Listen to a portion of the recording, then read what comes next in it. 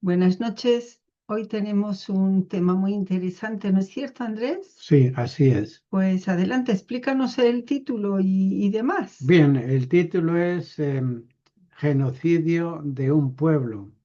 Entonces está centrado en el pueblo de Israel principalmente y en todos los pueblos, que Dios tiene un plan para realizar una tierra nueva con un pueblo nuevo creado a su imagen y semejanza.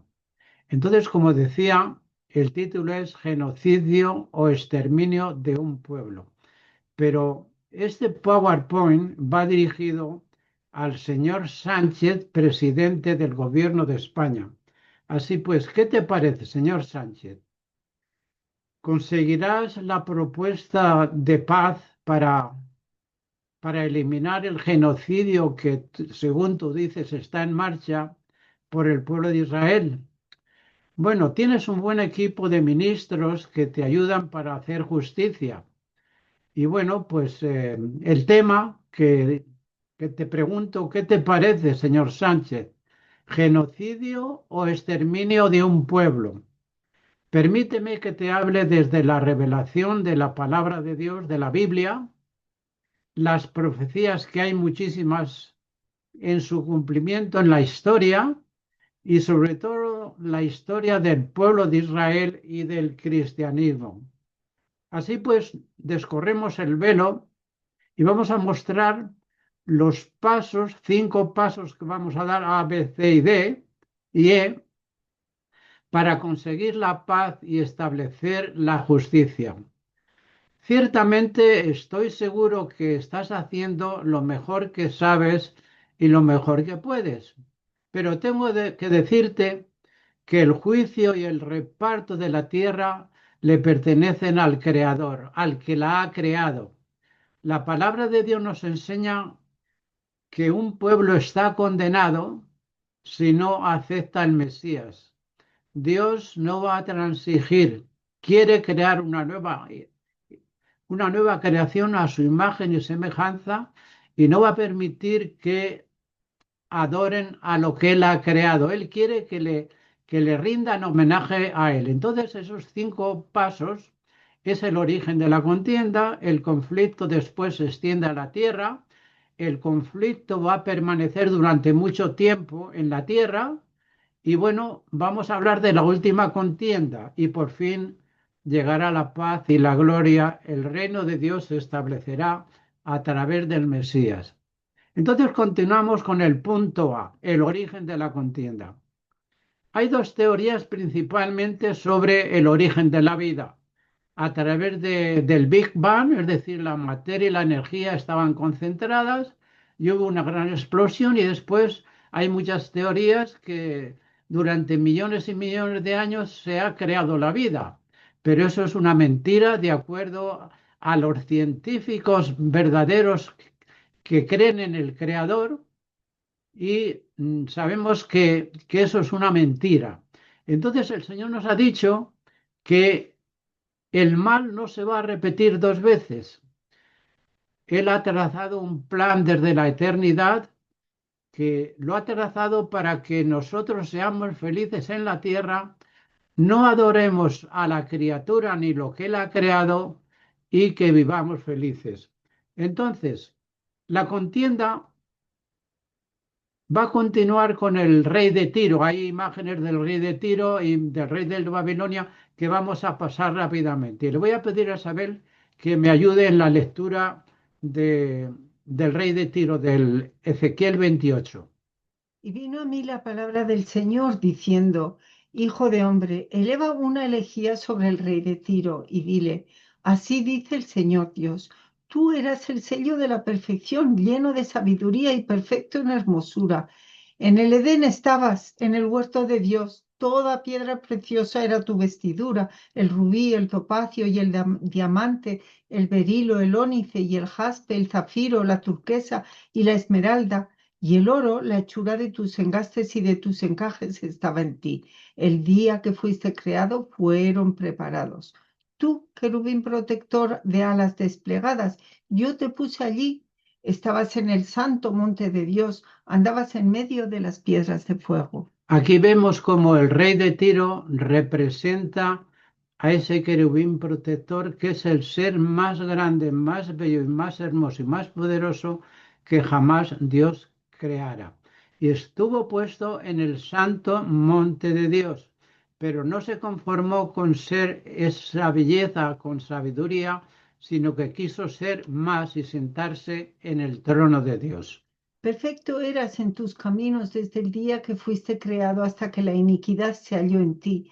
A causa de la abundancia de tu comercio te llenaste de violencia y pecaste. Yo, pues, te he expulsado por profano del monte de Dios y te he eliminado, querubín protector, de en medio de las piedras de fuego. Se enalteció tu corazón a causa de tu hermosura, corrompiste tu sabiduría a causa de tu esplendor. Te arrojé en tierra, te puse delante de los reyes para que vieran en ti un ejemplo. Por la multitud de tus iniquidades y por la injusticia de tu comercio, profanaste tus santuarios. Y yo he sacado fuego de en medio de ti, que te ha consumido y te he reducido a ceniza sobre la tierra a los ojos de todos los que te miran. Es decir, que este ser tan maravilloso era perfecto desde el día que fue creado, pero se encontró la maldad, la iniquidad en él. Se enalteció su corazón a causa de su hermosura, a causa de su esplendor, de su sabiduría, y Dios lo arrojó por tierra y desde entonces, desde que hubo esa batalla en el cielo, Satanás está aquí creándonos problemas y creando las injusticias. Pero esto llegará a su fin y ahora vemos otra alegoría a través del rey de Babilonia que dice lo siguiente.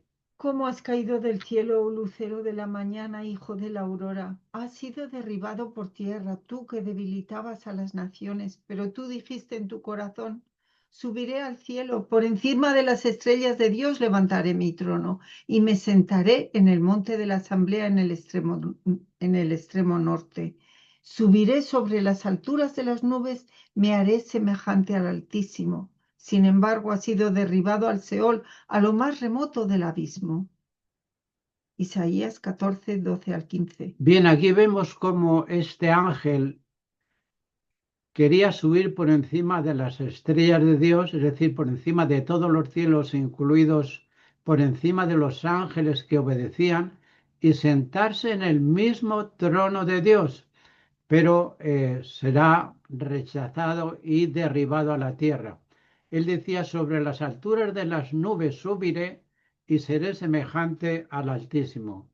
Entonces el conflicto se va a extender definitivamente a la tierra a través de la serpiente. Dice en el Génesis 3, del 1 al 4, pero la serpiente era astuta más que todos los animales del campo que Jehová Dios había hecho, la cual dijo a la mujer, con que Dios os ha dicho, no comáis de todo el árbol del huerto, todo árbol del huerto. Y la mujer respondió a la serpiente, del fruto de los árboles del huerto podemos comer, pero del fruto del árbol que está en medio del huerto, dijo Dios, no comeréis de él, ni lo toquéis para que no muráis.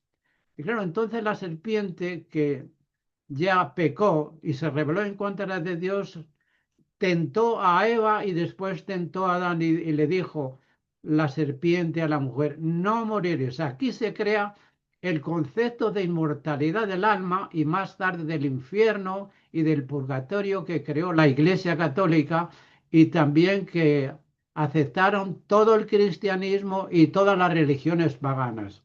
Pero el conflicto, vamos a ver dónde realmente después nace y vemos el origen de jamás. El término hebreo jamás, como ahí está escrito, es un término hebreo que significa violencia. Resulta que después del diluvio, bueno, antes del diluvio, se corrompió la tierra delante de Dios y estaba la tierra llena de violencia. La palabra violencia significa jamás. Y miró Dios la tierra y aquí que estaba corrompida, porque toda carne se había corrompido su camino sobre la tierra.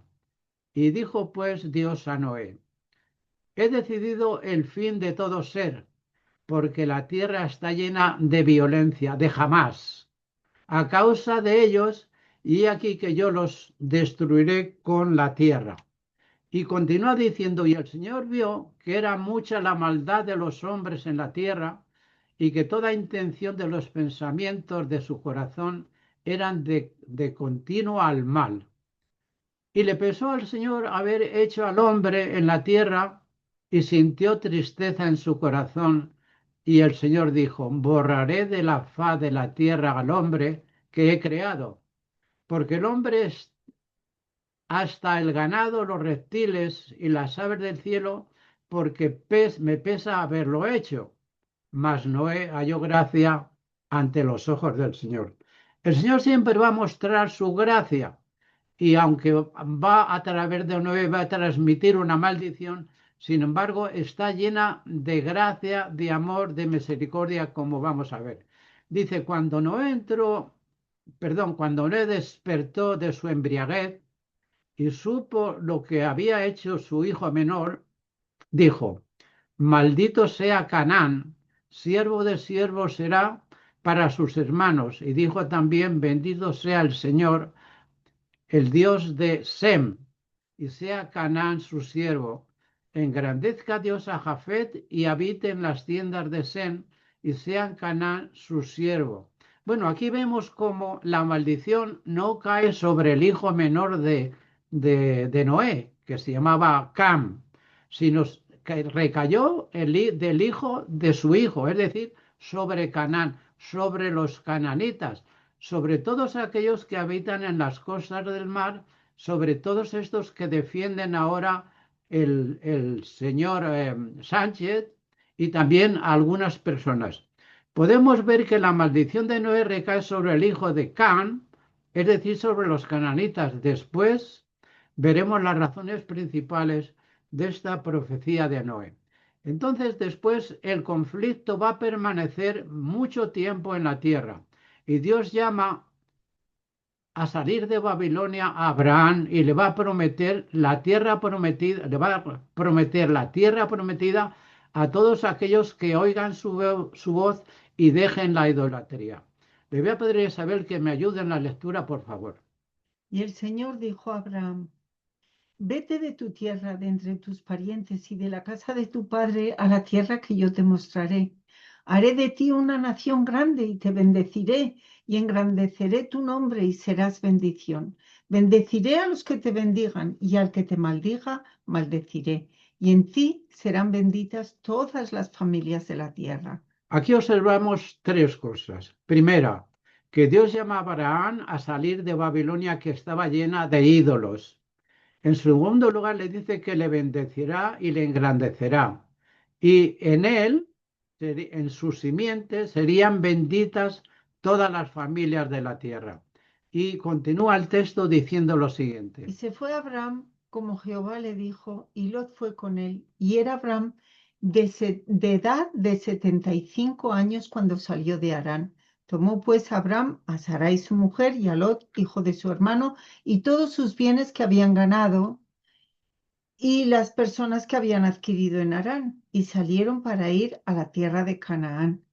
Y a tierra de Canaán llegaron, y pasó Abraham por aquella tierra hasta el lugar de Siquem, hasta el encino de Moré.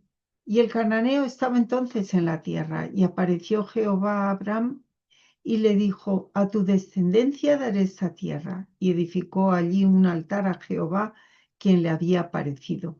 Bien, así pues vemos cómo Abraham llega a la tierra de Canaán, que Dios le había prometido. Y cuando estaba allí en la tierra, pisando la tierra de Canaán, le dijo: a tu descendencia daré esta tierra. Y Abraham creó un altar. Y después continúa el texto diciendo lo siguiente. Dios promete a Abraham darle la tierra de Canaán y un hijo cuando su esposa Sarai era estéril. Bueno, su descendencia sería esclava después en Egipto durante 400 años debido a la maldad del amorreo, que son los cananitas, los filisteos y toda esta gente que vamos a ver después. y estaba consumada, pero el Señor juzgaría a los opresores e idólatras. Nuevamente repite la promesa de dar la tierra de Canaán a sus descendientes. Y continúa ahora diciendo el texto que yo voy a leer. En Génesis 15, del 18 al 21 dice, y aquel día hizo Jehová un pacto con Abraham diciendo, a tu descendencia daré esta tierra, desde el río de Egipto al río grande, el Éufrates. Bueno, aquí llamo la atención sobre Yolanda Díaz, que un día le oí que iba a repartir la tierra entre el río, se refería al río Jordán y al mar. Bien, aquí el Señor dice que no es desde el río Jordán, sino desde el río de Egipto, el Nilo, hasta el río grande es el Éufrate. ¿Y qué tierra era? La tierra de los ceneos, de los ceneceos, de los admuneos, de los eteos, de los fereceos, de los refaitas, de los amorreos, de los cananeos, los gergeseos y los jebuseos. Y continúa diciendo, el reparto de la tierra, según Yolanda, como hemos dicho, en su afán por hacer justicia y misericordia con los pobres, y los necesitados, dividió la tierra de Israel con estas palabras, desde el río hasta el mar. Y Pedro Sánchez le apoyó. Bien, un servidor os hace una pregunta, tanto al señor Sánchez como a Yolanda Díaz. ¿Quién os ha puesto como jueces y repartidores de la tierra de Israel? El creador de la tierra y juez es el que juzgará a todos los pueblos y repartirá la tierra y la dará por herencia a todos los que acepten el gobierno del Mesías.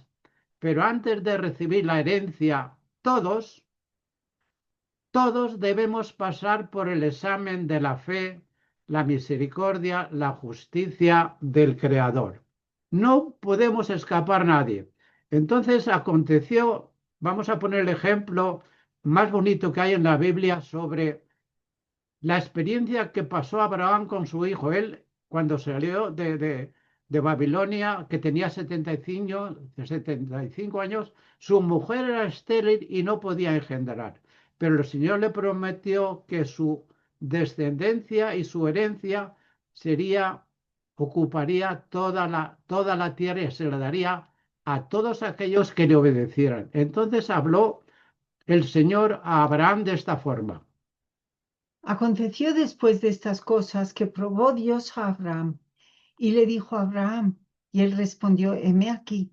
Y dijo, toma ahora tu hijo, tu único, Isaac, a quien amas, y vete a tierra de Moria, y ofrécelo allí en holocausto sobre uno de los montes que yo te diré. Génesis 22, 1 y 2. Bien, aquí remarcamos cómo Dios le ordena que vaya al monte Moria, es decir, donde más tarde se estableció el templo de Jerusalén, en el mismo lugar donde se estableció el holocausto en el cual murió Jesús en la cruz. Allí mismo estaba el Calvario donde Cristo murió. Y entonces habló Isaac a Abraham en el camino a su padre y dijo, Padre mío. Y él respondió, heme aquí, hijo.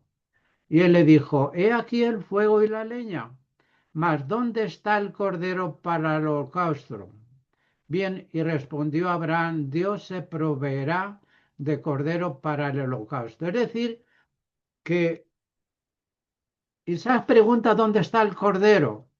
Y el Señor le dice, perdón, y Abraham le dice, el Señor proveerá. ¿Y qué es lo que proveyó? A Cristo que murió por nuestros pecados para perdonarnos, porque Dios es un Dios de amor y de justicia y le entregará la tierra a aquellos que le reverencien a Él y que no adoren a la creación que Él ha creado. No tiene sentido que adoremos la creación. A quien tenemos que dar honra y gloria es a Dios. Entonces el texto continuó diciendo lo siguiente.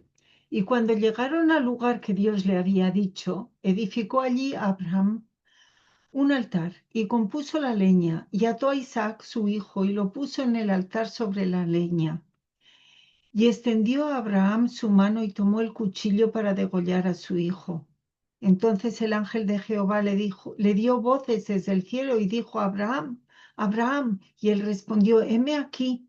Y dijo: no extiendas tu mano sobre el muchacho, ni le hagas nada, porque ya conozco que temes a Dios, por cuanto no me rehusaste tu hijo, tu único.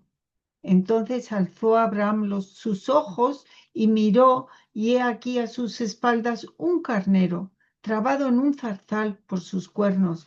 Y fue Abraham y tomó el carnero y lo ofreció en holocausto en lugar de su hijo.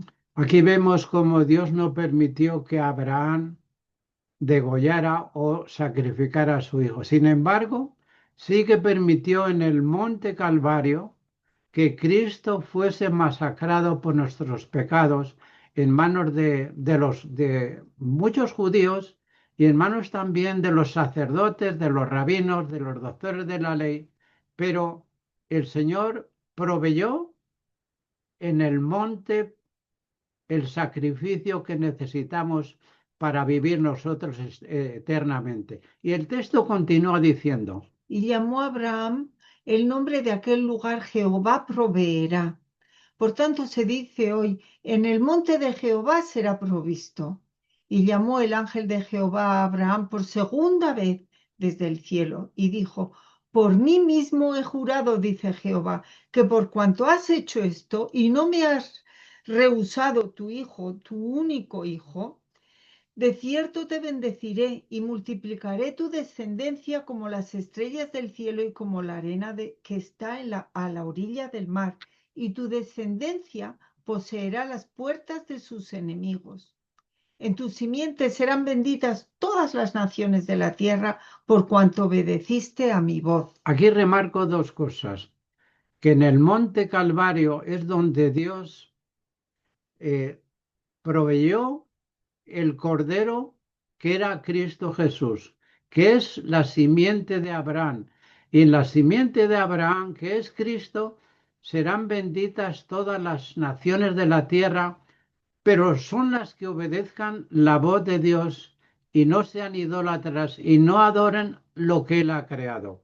Entonces vemos que la última contienda finalmente está centrada en el Calvario. Dice el texto que era la preparación de la Pascua como la hora sexta. Entonces dijo a los judíos, he aquí vuestro rey, lo dice Pilato. Pero ellos gritaron, fuera, fuera, crucifícale. Pilato les dijo, ¿a vuestro rey he de crucificar? Respondieron los principales sacerdotes, no tenemos más rey que César. Aquí son los sacerdotes los que responden. Y claro, hicieron mucho mal y confundieron mucho a aquellos que tenían intención de seguir el Evangelio y seguir las profecías que hoy vemos que se han cumplido todas. Y él cargando su cruz salió al lugar llamado de la calavera, que en hebreo es Gólgota, y allí le crucificaron y con él otros dos ladrones, el uno a un lado y otro al otro y Jesús en medio. Escribió también Pilato un título que puso sobre la cruz, el cual decía, Jesús Nazareno, rey de los judíos. Sin embargo, ellos le rechazaron y no querían más rey que al César.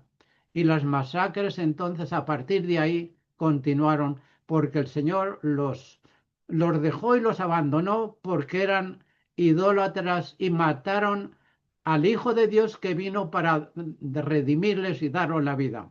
El Imperio Romano entre los años 70 y 136 después de Cristo, persiguió al pueblo de Israel y los dispersó por todo el mundo. Más tarde, las masacres continuaron en el año 1095 con la declaración de la primera cruzada por el Papa Urbano II el 27 de noviembre. Y las masacres siguieron con los reyes de Castilla y Aragón y finalizaron con el holocausto de Adolfo Hitler, con la muerte de 6 millones de judíos. El pueblo de Israel no perdió su fe a pesar de sufrir esta lucha y este sufrimiento. Dios lo permitió para que regresaran a la fe. Y la fe se mantuvo y se mantuvo fiel hasta en el año 1948, en el cual el mundo reconoció que el pueblo judío tenía derecho a volver a su tierra en Palestina. Entonces, nos dice el texto, y él cargando su cruz salió al lugar llamado de la calavera, en hebreo Gólgota, y allí lo crucificaron y con él a otros dos ladrones, uno a la derecha y Jesús en medio. Y escribió Pilato esto que ya hemos leído antes, vamos a pasar, y dijo, va, esto también lo hemos leído ya, así que vamos a pasar al último punto, que dice, un ataque al Creador y a su ley.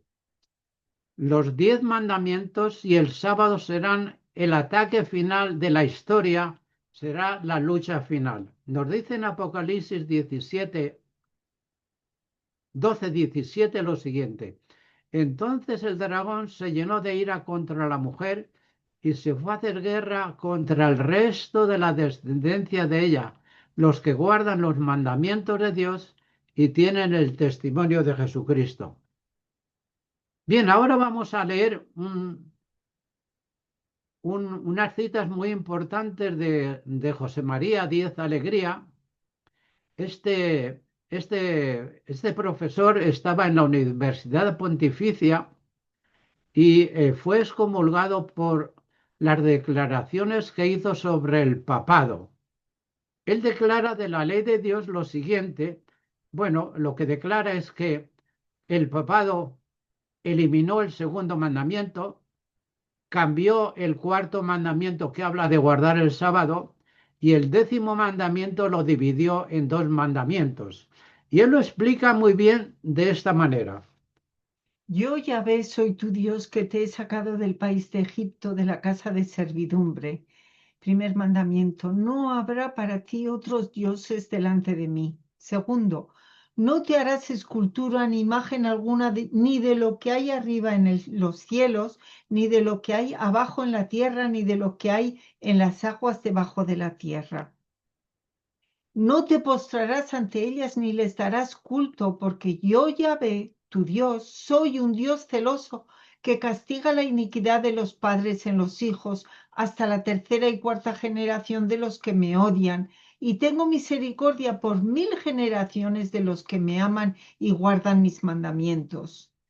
En Éxodo 22 al 6 y Deuteronomio se repite también 5 del 6 al 10. Lo que prohíbe este segundo mandamiento no es la idolatría bajo la forma de culto a otros dioses distintos de Yahvé. Y continúa José María Díez Alegría diciendo, esa idolatría viene prohibida en el primer mandamiento. Lo que se prohíbe en este segundo es hacerse una imagen de Dios para darle culto. Esta prohibición no puede entenderse en sentido superficial o en puede entenderse en sentido superficial o en sentido profundo. En sentido superficial, su contenido es claro. En sentido profundo, también es claro, pero es más difícil de explicar. Hacerse una imagen de Dios es ontologizar a Dios para podernos relacionar con Él sin encontrarnos antes que nada con el Dios ético profético que nos interpela acerca de nuestros hermanos, como Yahvé a Caín, a Moisés, al faraón de Egipto. Ontologizar a Dios es convertir al Dios invisible que habla, interpelando a nuestra conciencia acerca de la justicia y la fraternidad, en un Dios visible que es antes de hablar, que yo conozco como esencia y no puramente y primariamente a través de su voz profética. Con este Dios puedo ya relacionarme antes de que Él me pueda preguntar por mis hermanos o me pueda reclamar la libertad de los oprimidos. Bien, José María Díez Alegría continúa hablando del segundo mandamiento y también del 10.º mandamiento de esta forma. El segundo mandamiento del decálogo bíblico, condenando la religiosidad ontológico-cultualista nos pone en la vía de una religión ético-profética que no es opio del pueblo. Pero desgraciadamente ese mandamiento en su sentido profundo ha sido desconocido en medida gravísima, tanto por los antiguos israelitas como por los cristianos. Desgraciadamente nuestra Iglesia Católica entendió el segundo mandamiento solo en su sentido superficial y estrechamente literal, dice José María Díez de Alegría, y no sintiéndose obligada a evitar representaciones antropomórficas del padre en el arte religioso, optó por suprimir sin más ese segundo precepto del decálogo. Efectuada esa amputación para que se conservara el número 10 de mandamientos en el decálogo de los catecismos católicos, se desdobló en dos el 10º mandamiento del decálogo bíblico. El 10º mandamiento del decálogo bíblico dice: no codiciarás la casa de tu prójimo, ni codiciarás la mujer de tu prójimo, ni su siervo, ni su sierva, ni su buey, ni su asno, ni nada que sea de tu prójimo. Éxodo 20:17. Nuestros catecismos han convertido en 9º mandamiento el no desear la mujer de tu prójimo y han dejado como 10º el mandamiento de no codiciar los bienes ajenos. El hecho cultural de esa pequeña manipulación del decálogo no tendría importancia si no fuera que la supresión del segundo mandamiento se funda en la falta de inteligencia de su sentido profundo. Esa falta de inteligencia ha hecho que el tipo de religión llevado adelante por nuestra Iglesia Católica sea en conjunto ontológico cultualista.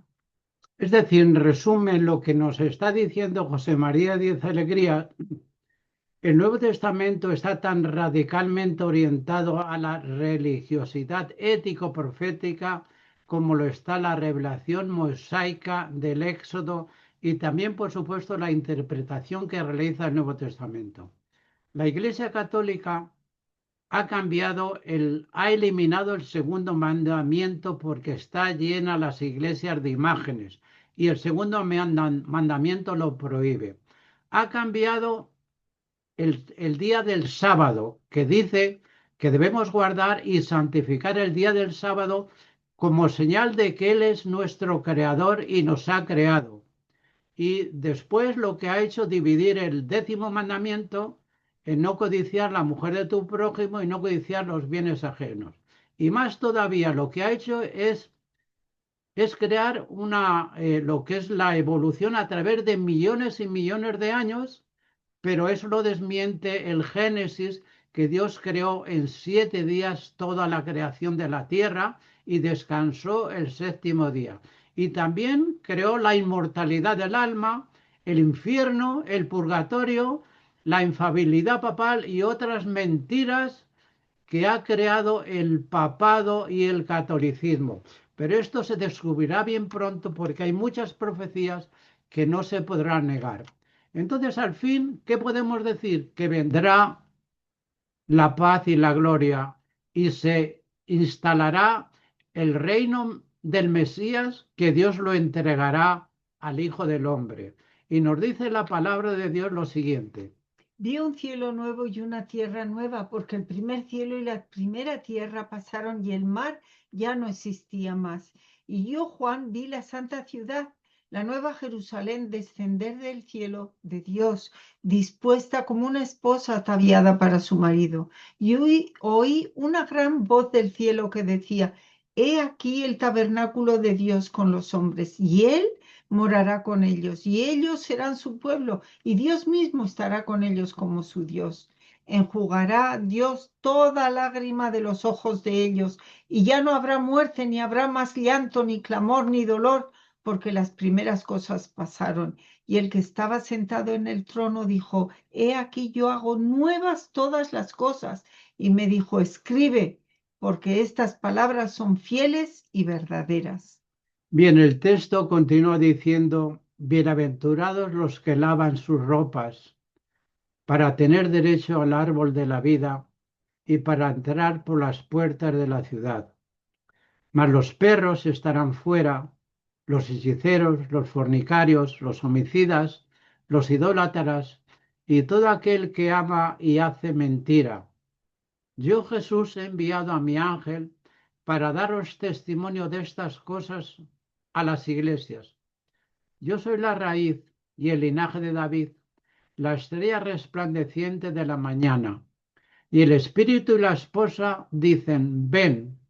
El que oye diga, ven. Y el que tiene sed, venga. Y el que quiera, tome del agua de la vida gratuitamente. Entonces, dice, vi un cielo nuevo. Esto Perdón, sí, ya, te has equivocado. sí, vamos a pasar. Sí. El que da testimonio de estas cosas dice, ciertamente vengo en breve. Amén. Sí, ven, Señor Jesús. La gracia de nuestro Señor Jesucristo sea con todos vosotros. Amén. Que el Señor os bendiga a todos aquellos que estáis, que habéis escuchado este mensaje. Yo no me lo he inventado. Está en la palabra de Dios, está en la historia, está en las profecías y lo podéis comprobar la verdad a través de toda la tierra, a través de las maravillosas profecías que un día más adelante hablaremos en extenso. Que Dios os bendiga.